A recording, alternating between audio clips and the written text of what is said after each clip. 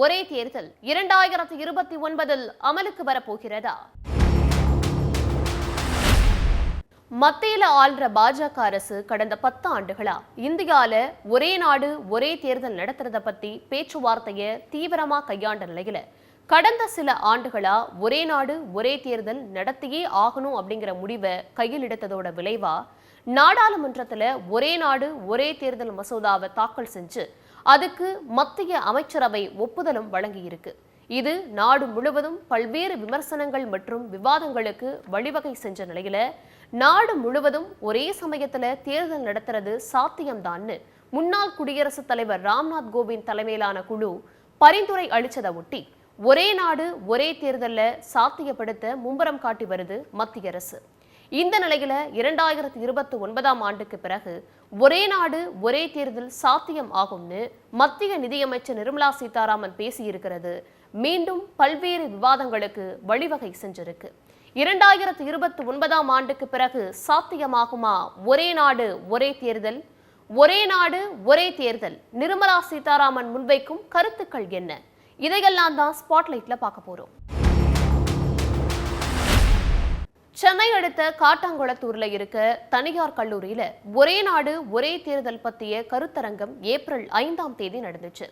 அதுல பேசின மத்திய அமைச்சர் நிர்மலா சீதாராமன் கடந்த 10 ஆண்டுகளா ஒரே நாடு ஒரே தேர்தல் பத்தி விவாதங்கள் நடந்துட்டு வருதுன்னும் நாட்டோட நலனுக்காக எடுக்கப்படுற சில முடிவுகளுக்கு கண்மூடித்தனமா எதிர்ப்பு தெரிவிக்கிறாங்கன்னும் பேசினாங்க.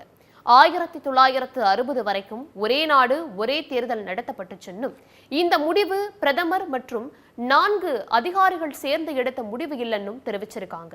கூடவே இந்த திட்டம் உடனே நாளைக்கே நடைபெறக்கூடிய விஷயம் இல்லைன்னும் 2029 ஆண்டு தேர்தலுக்கு பிறகுதான் குடியரசுத் தலைவர் தொடங்கி வைக்க இருக்காங்கன்னு தெரிவிச்சிருக்காங்க.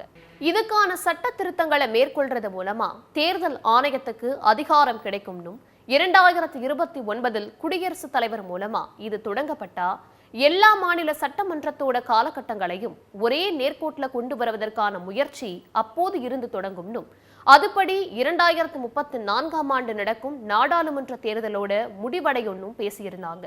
அதுபடி பார்த்தா 2034க்கு முன்னாடி இந்த ஒரே நாடு ஒரே தேர்தல் நடைமுறைக்கு வராதுங்கிறது நிதியமைச்சர் பேச்சு மூலமா நிரூபணமாகி இருக்கு.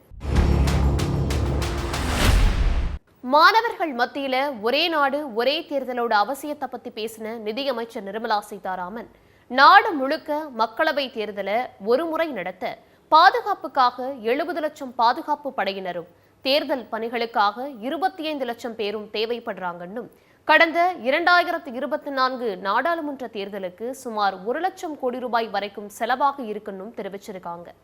அதே மாதிரி அடிக்கடி தேர்தல் நடத்தப்படுறதால நடத்தை விதிகளின்படி சாலை உள்ளிட்ட அடிப்படை வசதிகள் 3 மாதங்களுக்கு நிறுத்தி வைக்கப்படுதுன்னும் இதனால பொதுமக்கள் பாதிக்கப்படுறாங்கன்னும் குறிப்பிட்டிருந்தாங்க.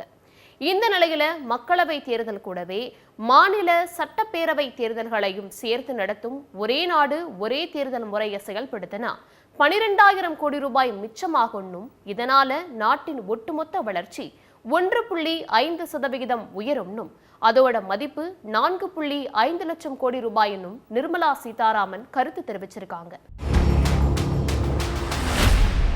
2029 நாடாளுமன்ற தேர்தல் முடிவுக்கு பிறகு குடியரசுத் தலைவர் மூலம் செயல்முறைக்கு கொண்டு வரப்படும் பட்சத்துல 2034 ஆண்டுக்குள்ள மாநிலங்கள்ல ஆட்சியில் இருக்கும் கட்சிகளோட பதவிக்காலம் மாற்றம் செய்யப்பட்டு 2034 ஆண்டுக்கு அடுத்து ஒரே ஆட்சி காலத்துல மொத்த நாடும் இயங்கும்னா தமிழகம் உள்ளிட்ட தென் மாநிலங்கள்ல 2031 ஆண்டு நடைபெறும் சட்டமன்ற தேர்தலில் வெற்றி பெறும் கட்சியோட பதவி காலத்தை 3 ஆண்டுகள்ல மத்திய அரசு காலாவதி செய்யுமா அப்படிங்கிற கேள்விகளும் எழ செய்யுது. 2029க்கு அப்புறம்தான் தேர்தல் ஒரு கோட்டுக்கு கொண்டு வரப்படும்னு சொல்ற நிலையில 2029 தேர்தல் முடிவுகளுமே இதுல தாக்கத்தை ஏற்படுத்துதுன்னு சொல்லப்படுது. 2029ல ஆட்சிக்கு வரவங்களையும் அவங்களோட பெரும்பான்மையையும் பொறுத்தே ஒரே நாடு ஒரே தேர்தல் இறுதி வடிவம் பெறும்னு சொல்லப்படுது.